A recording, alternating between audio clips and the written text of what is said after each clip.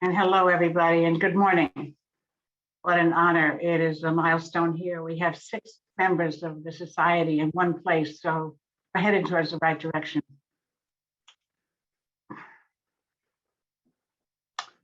So once upon a time, 3 blind men decided to figure out what an elephant was like. Thump, thump, thump, along came one. And each found himself at a different location on the animal, one at the trunk, feeling the movement, flexible and mobile. The second man found himself at the front left leg, feeling it strong and tall, seemingly rooted to the ground. And the last blind man was positioned at the tail, feeling the gentle breeze from its swishing tail. "Oh," said the first man, "an elephant is like a snake." "No," said the second, "like a tree." "Not at all," said the third, "like the breeze in our tents." Now, usually when we hear this story, the question is, who's right? And the answer is everyone. A nice way of saying that we need to accept different points of view. But wait, there's more. Let's take one more step. They were convinced they were right. And to a certain degree, they had a piece of it, but not the whole elephant. The only way they'd be able to see more is if they change their perspective, if they change their positions, or if they asked each other, "What makes you say that?" Did you hear the story about the old crying lady? She had 2 lovely daughters, but she cried and cried every day. The elder daughter was married to an umbrella salesman, and the second married to a noodle vendor. Each day when it was sunny, the old lady cried, "Oh no, oh dear, it's sunny, so my poor daughter won't be able to sell her umbrellas and they'll become poor and destitute." And every day it rained, she would wail, "Oh no, dear, it's a rainy day and my poor daughter will not be able to dry her noodles. How terrible. They'll surely have to close the shop." And that's how the village came to call her the crying lady. Until one day, a wise man passed by and saw her crying, and he asked her why. Through her tears, she explained, "When it rains, my daughter can't dry her noodles, and I get so sad and I cry. And when it's sunny, my other daughter can't sell her umbrellas, so I get sad and I cry." And through her tears, she said to the wise man, "I don't know what to do. I can never be happy." "Madam, you need not worry," he said. "I will show you a way to happiness, and you'll never have to grieve anymore." She was curious, though skeptical, but she knew he was the village wise one, and she was so unhappy. So she said, "Tell me, please." So here's what he said. "On sunny days, don't think about your umbrella daughter. Instead, think only about your daughter who can dry her noodles. And on a rainy day, don't think about your noodle daughter, but think of the one who'll be able to sell the umbrellas. That way, you will know happiness every day." The old lady took his advice, and so, as suggested, that's what she did. On the sunny days, she thought of the noodle daughter and those beautiful, golden, delicious noodles drying. And from the rainy days, umbrellas selling like hotcakes. And from that day forward, everyone in the village saw her smiling every day, even laughing. Henceforth, she was known as the Laughing Lady. Okay, so what happened? Think about it. I mean, did her values change? Did her daughters change husbands, jobs? Of course not. Her values, loving and caring for her daughters, were solid, unshakable. The weather kept on being the weather, because that's what weather does. So what changed? You're right, her perspective. She just changed her point of view, her focus, her attention. Plus, while she knew she was unhappy, she didn't know that she could or how to change. So I wonder, are there ways of behaving and reacting that you wish were different in your life? How many times have your perspectives changed? Has anyone ever said just the right thing at the right time to you, and lo and behold, your viewpoint or perspective is forever altered? Have you ever made up your mind to shift your position, your perspective? At least add a new one. You see, when you change your perspective, you don't eliminate the first one, you add and add, like a new facet to a diamond. And as we all know, increasing facets increases beauty and brilliance. So why would you change? One, maybe for discomfort. You feel stuck, uncertain how to connect with somebody. Two, maybe there's disappointment. You begin to retreat, recoil, or you just can't work it out. Disaster. From both stories and those which I will continue to share with you, adding new or shifting from an old is very challenging because we often take hard positions to keep from feeling uncertain. And sometimes to our detriment, sometimes out of fear of losing who we think we are, we defend blindly, all too oblivious as to how tightly we hold the views. And all too often, we limit ourselves. Black and white sure keeps the muck of gray away, yet it also limits the possibilities. Look, here's another way. Imagine wrestling with a problem and only looking at it in the dark, narrow tunnel of Central Park. If you continue to stay there, you probably will feel frustration, tight, discouraged. But what might happen if you take the same problem out into the park's beautiful open field and flowers? How different that might seem. The problem has remained the same, but your perspective has changed. Now, fresh eyes can observe an old problem in wider and clearer ways. So, probably a good idea to begin to explore the distinctions between perception and perspective. Perception means to take in a stimulus through our five senses: seeing, hearing, feeling, tasting, and touching.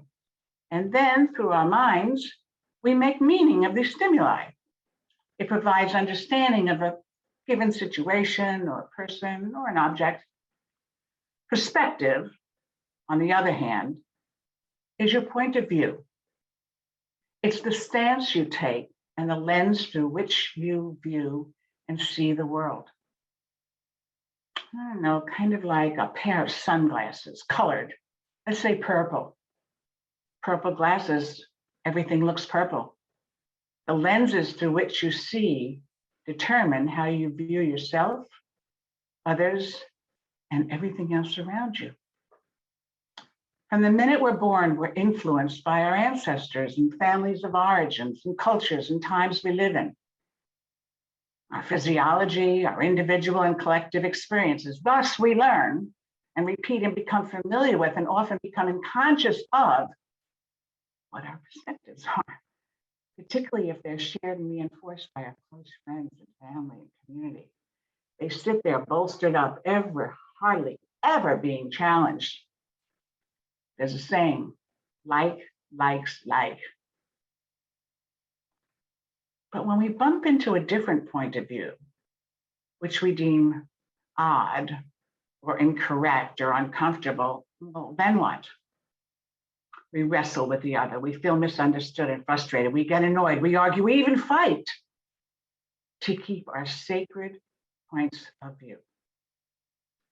But what if, as John Lubbock says, your perspective plays a big role? What we see depends mainly on what we look for. So what are you looking for? Did you hear about those two dogs that went into and came out from the same room one at a time? The first dog was a smiley, happy dog, goes into the room, and after a few minutes comes out thrilled, eyes sparkling, happy, smiling, tail wagging. The second dog, an angry one, goes in, snappy, and goes out of the room and comes back out, bolting out of the room, ferocious. You wonder, what's inside the room? You open the door, and what you see is all four walls are covered from floor to ceiling with mirrors. So the happy dog, when she enters, sees a bunch of happy dogs wanting to play with her, and she comes out bouncing. And the angry dog, on the other hand, sees only a bunch of angry dogs out there to get her. She comes out furious and foaming. I ask again, what's the difference? Their perspectives influence what they perceived, hence how they acted and felt. While dogs may not be able to look at their perspectives, humans can. And while we don't often take a look at how our perspectives and how often we hold on to them ferociously, maybe this is now we can take a peek. I looked into this subject. I see perspective changing in three buckets: over time, in an instant, and making a conscious and courageous choice. Over time, we mature, values change. Who needs all that clothing? Or during lockdown, oh boy, I was in lockdown for months and I learned I like to cook. Or in an instant, when somebody says something simple and direct and unexpected, that perfect moment. And then, of course, the third of making choices. The reason I say call them courageous choices is because this bucket requires your full choice from familiar to what is not. It doesn't catch you unexpectedly. It requires holding your views less tightly. It means to add something new to the diamond, a new facet, never losing the prior ones. So let's look at over time. Tell you a story. During the Vietnam War, I was not a bra burner. I was raising two children, but I had a rigid perspective. You see, every time I saw a young man on the street or in a store with a military crew cut, I'm not proud of this, I harbored negative thoughts about him. From my point of view, I don't know, he wasn't smart enough to avoid the draft, he's a bad guy, whatever. It's pretty arrogant, no? I think so. Until the spring of 1972. You see, I planned a surprise party for my husband's 40th birthday party in a New York City restaurant. And while planning it, I became friendly with Steve Smith, the bartender. He was headed to Vietnam 3 days after the party. He was so focused on helping. He was so sure he could make a difference and he loved this country. So frankly, he moved me. So those of you who know me, I gave him my address should he want to write. And for almost 2 years, we had a correspondence until one day I never heard from him again. The war was bad from my point of view. But in my view of the soldiers, did my perspective change? You could probably guess. So I ask you, where have you had your perspectives change over time? How does it feel now to recall it? The second way we change is what I call in an instant. As a new actor, I was nervous before a certain rehearsal. I mean, of course, every actor is nervous, but as a real newbie, I'd worry more about my scene partner than for myself because acting is an engaged, active engagement of pure presence and listening to your scene partner. I mean, you rely on each other, right? And I was scared because if I didn't give my partner his cue, he'd mess it up and he'd hate me and it'd be my fault and he'd be angry and he'd think less of me and he'd never want to work with me again. And who knows what else? In a nutshell, in my head, I catastrophized like crazy. My body was tense, my blood pressure was up. So I asked my director, Ken Schwartzman, some of you who may know him well. And I said to him, what if I forget my lines? He didn't blink. He didn't ponder. He just blurted out, you'll just drop dead. That's it, effortlessly. I was stunned. We looked at each other, and in less than an instant, my perspective changed. I laughed so hard that tears fell as my fears flew away. He broke the loop of uncertainty, and of course, I wasn't going to die. I sure was acting and feeling as if I might. So for those of you who may tend to take on some things literally, I'm going to ask you to change your perspective for an instant. He wasn't a prophet. He wasn't going to say you're going to die. But I profited from being shaken out of my nervousnicity brilliantly. And to this day, I remember it like yesterday. Never again was I ever that panicked. In an instant, with one quick sentence. And the third way I call conscious, courageous choices. Harry Lieberman, I knew him as Grandpa, since he was the father of my mother's good friend. Harry, at age 80, newly widowed, used to play chess with Mr. Alexander at the Golden Age Club in Great Neck, New York, every Friday.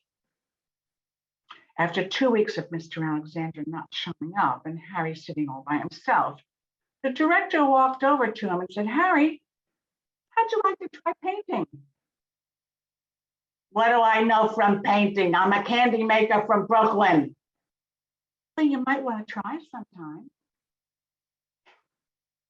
Yep. Fast forward, Grandpa Lieberman became a recognized sort of Grandpa Moses as he developed into a primitive painter of religious themes, and he was recognized by Larry Rivers, and today his work hangs in the American Folk Art Museum in New York. But wait, there's more. I was able to photograph his 100th birthday party. And at that age, he signed a 6-year contract with a calendar company of religious themes. And hold on to your seat. He outlived those with whom he signed the contract and died at 106. A change in perspective? What, me? I'm a candy maker from Brooklyn? Well, yes, that was one facet at 80, but how many more he added in 26 years? So what my experience has shown me, and I'll take the liberty to assume that you might agree, you can't create different experiences in your life until you change the way you think.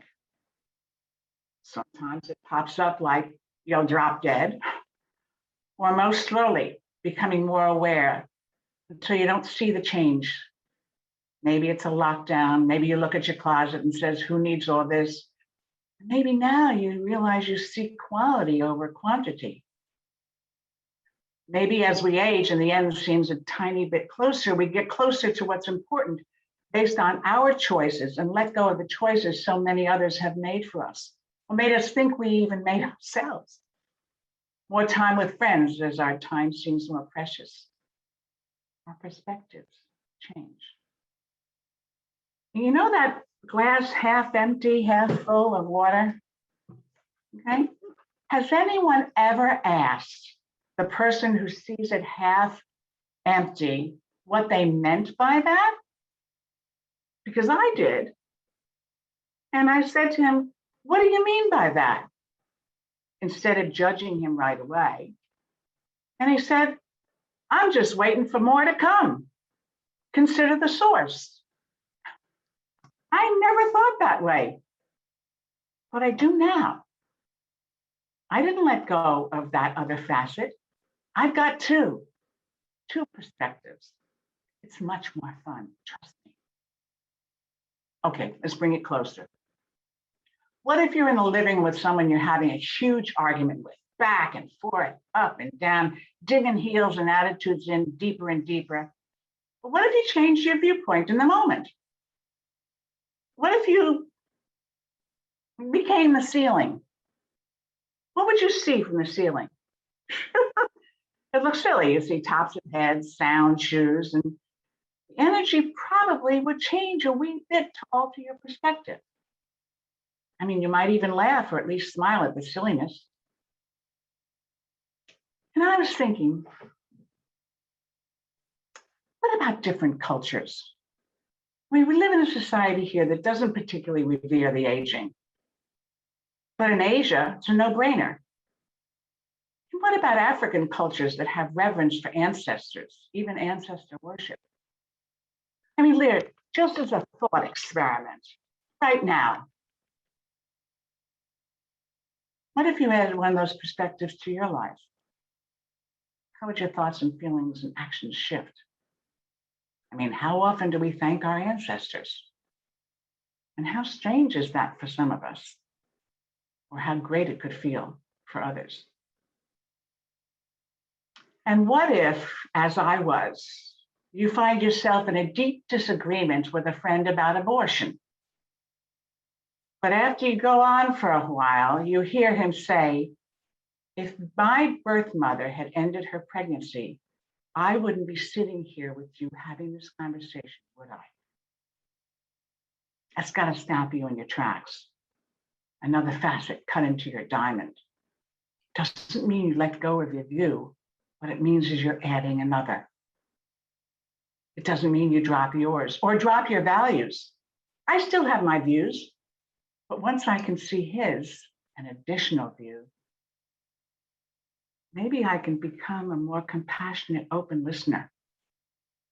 It helps for deeper understanding, which doesn't necessarily mean agreement. To listen to understand doesn't mean to agree. Listen to understand means to understand, not to agree. When people feel heard, they tend to listen to us in return. I think the Beatles sang about this once. We can work it out. Personally, I see all of us as diamonds with our own set of facets and our own choices to make. And I submit that considering how your perspectives are or are not tightly held, whether or not you're interested in more angles, more ways, more facets to add to your brilliance is totally up to you. As for myself, what choices gives me more chances to choose and not just react, to select, not detract, to enjoy the wondrous countless facets of living and how adding just one new angle opens doors, doesn't shut them. So, whenever you feel stuck or stupefied with friends who seem stubborn and you can't work things out, or you think your children aren't doing what they should do, or even for yourself, I don't know, maybe, just maybe, it's time to think how you're viewing the situation. Even better, maybe it's time to think about adding one more perspective. Who knows? Who knows what possibilities are waiting? Thank you.